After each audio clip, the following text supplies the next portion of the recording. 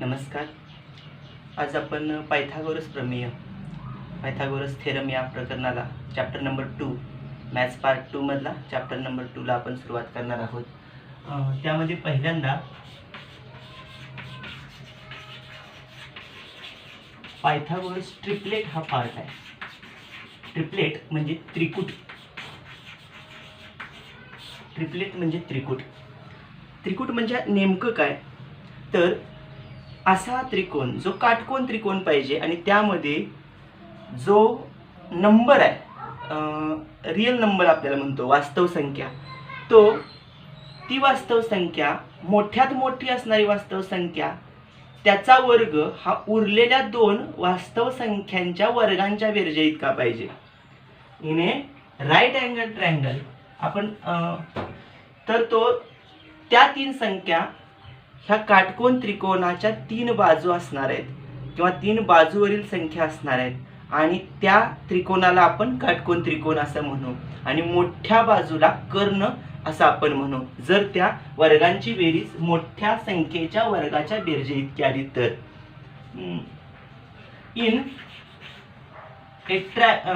A triangle square of biggest number of triangle is equal to the sum of squares of remaining two numbers. Then that numbers are called Pythagorean triplet.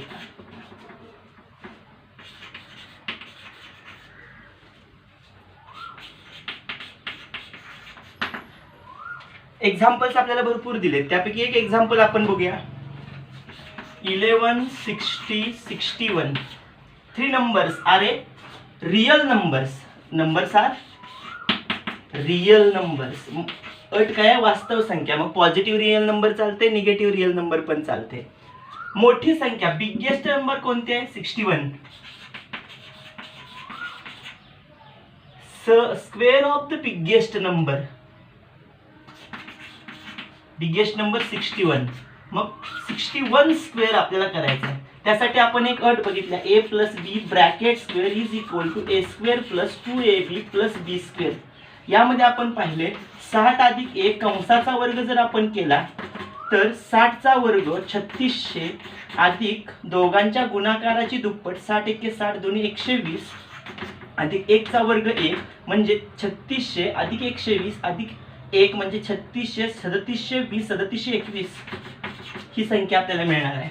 मग 3721 3721 हा number आपल्याला मिळतोय is equal to the sum of square of remaining two numbers. Sum of square of remaining two numbers 11 square plus 60 square is equal to 11 square 21 plus 60 square 360 is equal to 371 3721.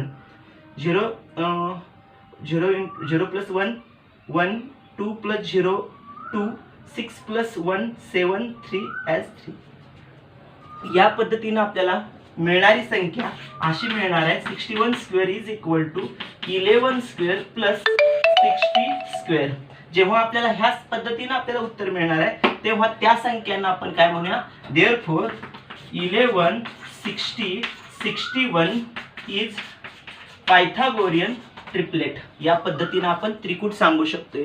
ह्या पद्धतीची अजून बरीचशी उदाहरणं आहेत, बऱ्याचशा संख्या आहेत. त्या कोणत्या, तर 3 4 5 इज ए ट्रिपलेट. 5 चा वर्ग 3 आणि 4 यांच्या वर्गांच्या बेरजे इतका. त्यानंतर 5 12 13 5 12 13 Pythagorean triplet. Another numbers pair is 8 15 17. 8 15 17 17 square is equal to 15 square plus 8 square. Then the another number is 24 25 7. these are some numbers are a Pythagorean triplet numbers. अशा पद्धतीने आपण त्रिकुटाची माहिती घेऊ शकतोय आणि त्रिकुट चेक करू शकतोय. आणि जर ह्याच्या ऑपोजिट जर 61चा वर्ग हा 11चा वर्ग आणि 60च्या वर्गाच्या बेरजे इतका आला तर ह्याला आपण काय म्हणूया, त्रिकुट. आणि हे त्रिकुट असेल तर हे याच्या पद्धतीने येणार आहे. पायथागोरसनेच का, in a right angle triangle. जर असा असेल तर तो त्रिकोण काटकोन त्रिकोण असणार आणि काटकोन त्रिकोण असेल तर ह्या पद्धतीचं त्रिकुट येणार आहे. त्रिकोण काटकोन त्रिकोण असेल तरच ह्या गोष्टी शक्य होणार आहेत, अन्यथा नाही. त्यानंतर आपल्याला पुढचा भाग बघायचा आहे तो म्हणजे 30, 60, 90 डिग्रीची प्रॉपर्टी. याच्या अगोदर आपण 9वीत पण ती पाहिलेली आहे. काय पाहिल्या प्रॉपर्टी 30, 60, 90 ची? Property of 30, 60, 90 degree triangle.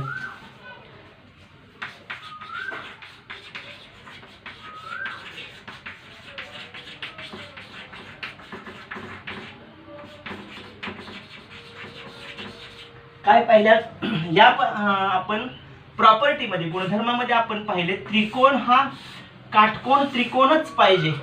It is a right angle triangles also. In triangle ABC suppose angle A is 30 degree, C is 60 degree, then that triangle is 30, 60, 90 degree triangle. Opposite side of 30 degree is half of hypotenuse AC, and opposite side of 60 degree is √3/2 times of the hypotenuse. हे आपण सिद्ध केले. ते statement फक्त आपल्याला समजून घ्यायचं आहे, विधान समजून घ्यायचं आहे. In a right angle triangle काटकोन त्रिकोणात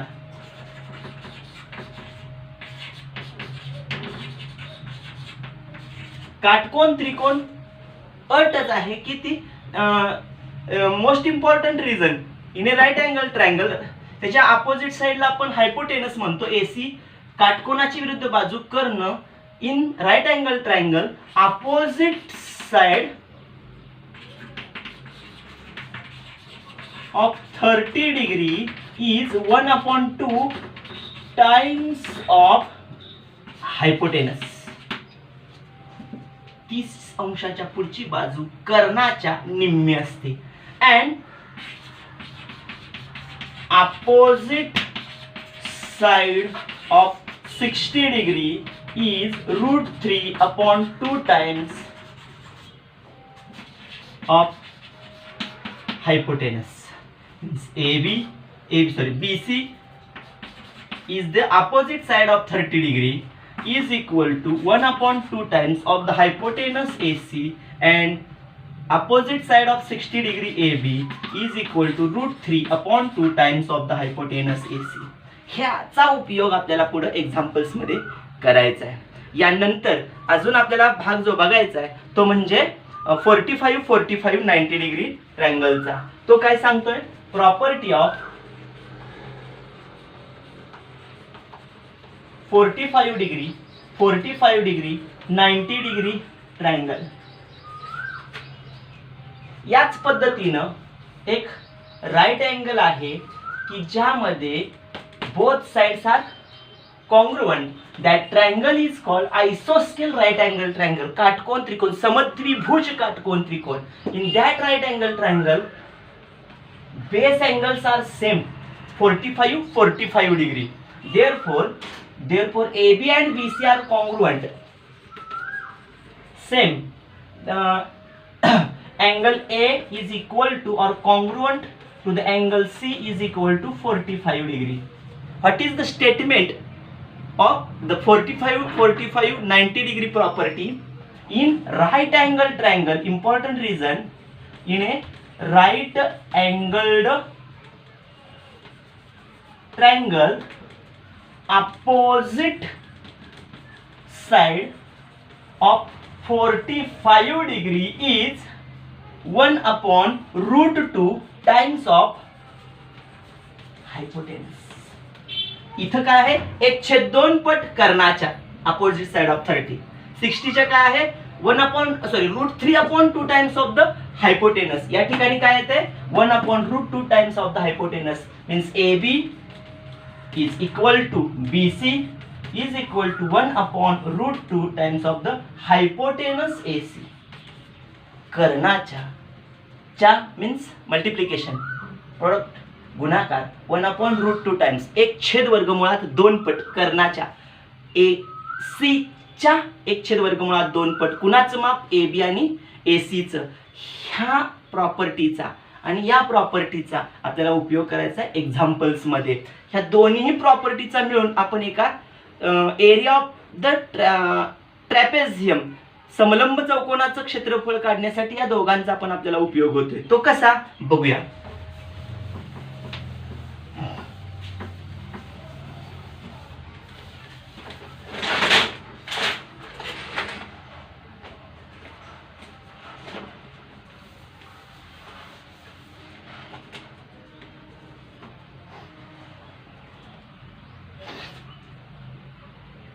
एरिया ऑफ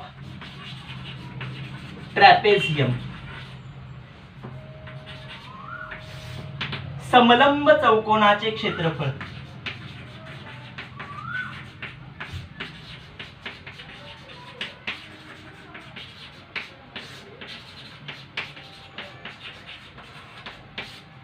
समान लंब काटकोनात उदाहरणार्थ हा एक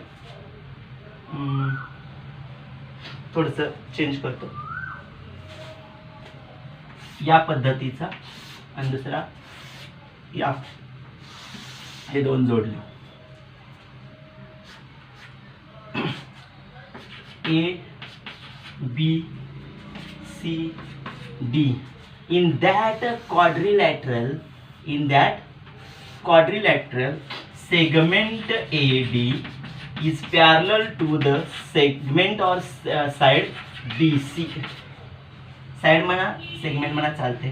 AD आणि BC एकमेकांना समांतर आहेत. One of the pair of opposite side is parallel. एक जोडी काय आहे समांतर आणि another pair of the opposite side are non parallel. समांतर नाही. AB आणि CD समांतर नाही, फक्त AD आणि BC समांतर आहे. अशा पद्धतीचा जो चौकोन आहे त्याला समलंब समान लंब आहे. ह्या पद्धतीने आपण बघितलं. याचा अर्थ काय, इथून जर आपण लंब टाकला तर या ठिकाणी एक येतोय, इथे एक येतोय, ABC D झाला E आणि F असं आपण जर नाव दिलं तर या पद्धतीने आपल्याला आकृती मिळते.